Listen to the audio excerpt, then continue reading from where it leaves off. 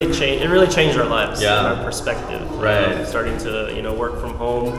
We were doing the 9-to-5 job, Yeah. and we were having her go to daycare. Yeah. So we would kind of hardly see her. We want to be there with our kids, not having other people raise them. So we sold our house. We quit our jobs. I mean, you hear it all the time, but you really have to do what makes you happy. Yeah. You really have to just sometimes go for it. It's a scary thought. It was scary for me, quitting my job, and my job was really good. We got paid well. We had good health insurance. Work all day, see the kids in the evening, go to sleep, and just kind of do it over and over again. Right. I was just grown up that way. My parents always told me you need to go to school, you need to get a job, and that's it. Find that stability. And that at the beginning you might feel a little bit nervous or a little bit scared about quitting job, and then after 5 months travel, what's your feeling? How do you feel? I don't regret my decision. It's been a very eye-opening experience. It's been a lot of fun. It has been a bit difficult with the girls sometimes, and I've seen some changes in Hyatt that I don't think she would have gotten, without doing this traveling. Yeah. So. How do you financially prepare for 1 year trip? Yeah. What's your tips, and then how do you suggest? So it's actually not as hard as people imagine. Yeah, I mean.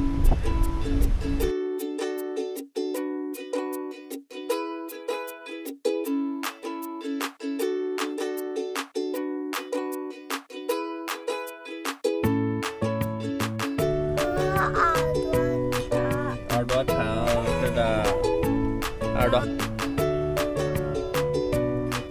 这都舔到哪儿了？手。它舔到你的手了吗？你看这里的 Kids Club。This is our second day in Bali, and then we met Albert, who's also from California, from Los Angeles, and also on a world trip. Yeah. So how many days have you gone so far? So we left in December, and we spent time in Guatemala. That's where my family's from, in Central America. So we were there for about a month there, and then we left to the UAE. So we were in Dubai, we went to Abu Dhabi, and then after that we went to Belgium to visit the family, and after Belgium we went to Korea. And we were there for 5 weeks. And then so this is your a 5th month so far. And then next you're gonna go to Europe. You mentioned your wife grew up in Belgium. Belgium, yeah. So she was born in Korea, adopted in Belgium. So she grew up there. So what kind of inspired you to make the decision? Well, it was more around kind of COVID time, because my daughter Haru, she's 3. She was born in 2019 in May, so a couple months before the pandemic was known, and so it really changed our lives, our perspective. Right. Starting to work from home. We were doing the 9-to-5 job, and we were having her go to daycare, so we would kind of hardly see her. And then COVID happened, and we just had her we had to take care of her, no one else could. So it kind of changed our perspective. It's we want to be there with our kids, not having other people raise them. Want to spend more time with kids, because your daughter is 4. She's gonna turn 4. Almost 4, very similar to our daughter. And then we also realized that the best part of education is to spend more time, for parents to spend more time with our kids. Not just spend more money, send them to more expensive schools. So so for Haru we were trying to look at private schools. We did some tours, and I mean it costs an arm and a leg, right? It's really expensive. And so my wife kind of talked to me. She said she wanted to do content creation and travel hacking. She's really good with using points, with credit cards and all that. So she's really good with that. And she said she wanted to turn it into something. And so she asked if I was willing to try to do this type of trip. So I agreed, and we thought we'd give it a go. So we sold our house. We quit our jobs. Oh, you actually sold the house. We sold the job. We quit our jobs. Wow. So we've been on this trip, and just kind of seeing where we go from here. So what are some of the maybe 2 or 3 takeaways so far? So far, what I've really learned, seeing the different cultures. I mean, you hear it all the time, but you really have to do what makes you happy. You really have to just sometimes go for it. It's a scary thought. It was scary for me, quitting my job, and my job was really, good. We got paid well. We had good health insurance. I'm sure, like in California, good benefits, good. Yes, It's a good place to live. A lot of people want to live in California. Exactly. But you like bold enough to make the decision. It's a risky decision. It's a difficult decision, right? We all made the difficult decision. Yes. And so really, doing what makes you happy. Trying to open your mind, because for me it was having that just work all day, see the kids in the evening, go to sleep, and just kind of do it over and over again. Right. I was just grown up that way. My parents always told me, like, you need to go to school, you need to get a job, and that's it. Find that stability, and kind of just do that. So on this trip, I've been really trying to have an open mind. Have an open mind, because there are many different ways to live a life. Yes. And then the way we grew up, when we grew up, like my parents also taught us to go to school, study, get some skill, and then but when we go to visit different countries, people can actually live and have an entirely different lifestyle. And actually, it doesn't matter if they're. Because some of the places, for example, in Thailand, people are really a lot of people are really happy. It's actually happiness has very little to do with the amount of money you have or the type of career you're pursuing. So, that's a great learning. And I've seen, and I don't want to say a certain country to call them out or anything, but I've seen some countries where it's like they make a good amount of money. And they're not happy. They're not happy. And in places like here, Bali, people are very happy people. They're very nice people, very hardworking, but they're happy. And yes, baby. Sorry. To live a life that makes you happy, and second is be open-minded and learn from other people. Learn from people all over the world, and then observe the type of life that they're living, and then try to embrace it, try to learn what we can take into our life. Exactly. Really well put. So you mentioned that at the beginning you might feel a little bit nervous or a little bit scared about quitting job, and then after 5 months travel, what's your feeling? How do you feel now? So I don't regret my decision. It's been a very eye-opening experience. It's been a lot of fun.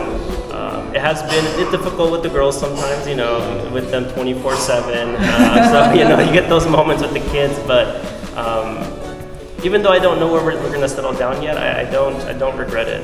It's been very beautiful, and I've seen some changes in Hyatt that I don't think she would have gotten, without doing this traveling.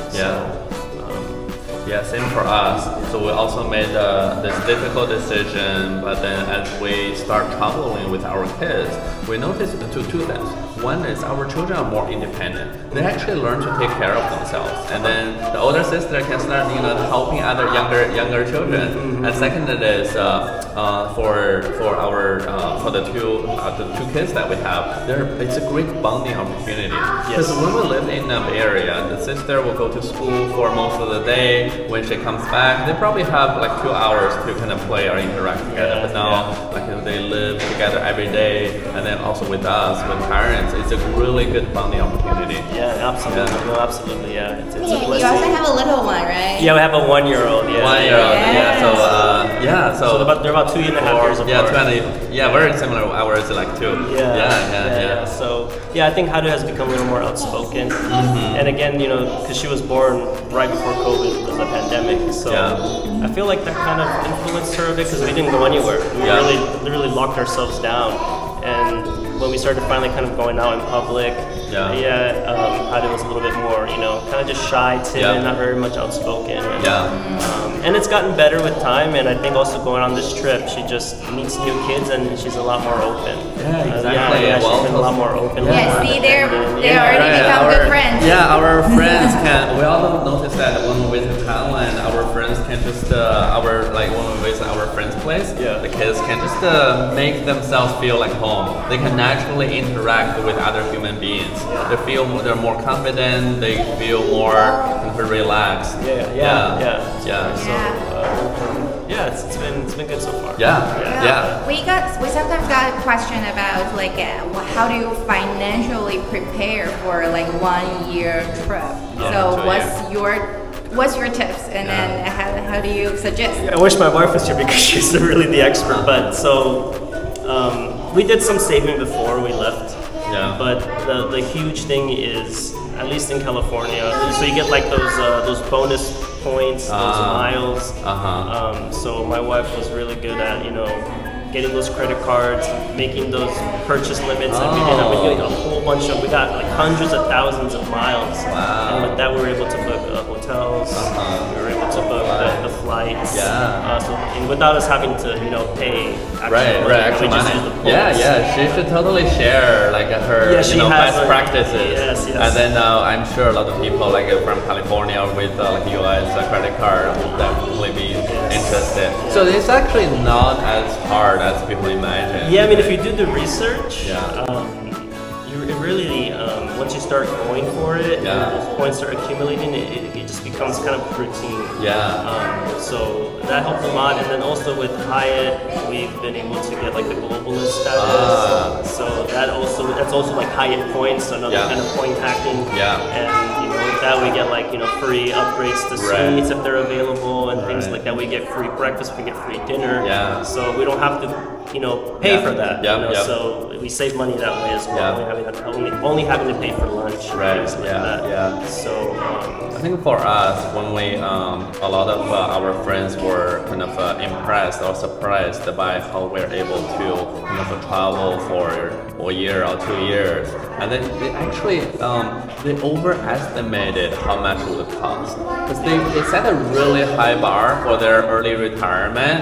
They thought, oh, I have to save money, save like millions of dollars to be able to retire. But then that means you can retire in Los Angeles or Bay Area. Exactly. So another thing when it comes to expenses is you don't have a mortgage anymore.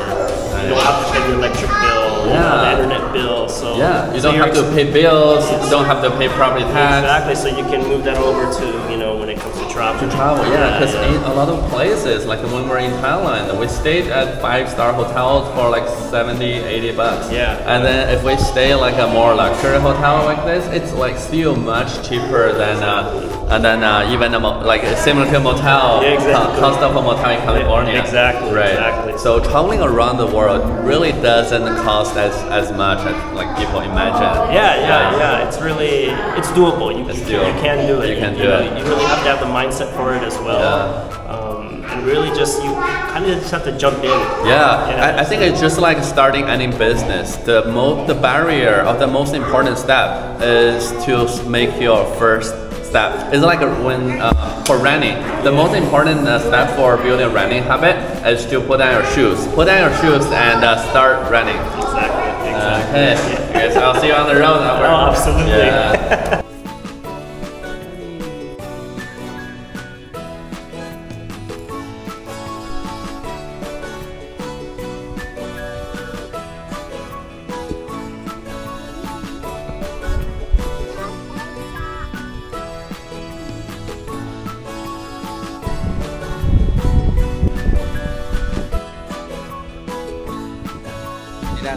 你刚刚在 Kids Club 认识了新朋友，然后呢，那位新朋友，那小女孩也是3岁多，快4岁，和米达差不多的年龄，而且很巧的就是他们家也是从加州来的，是从洛杉矶。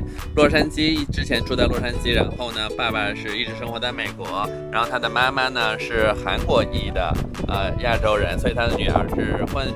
然后呢，他们家庭现在在路上5个月，刚刚跟我们分享了他是怎么样做这个决定的。第二呢，是这5个月的收获是什么？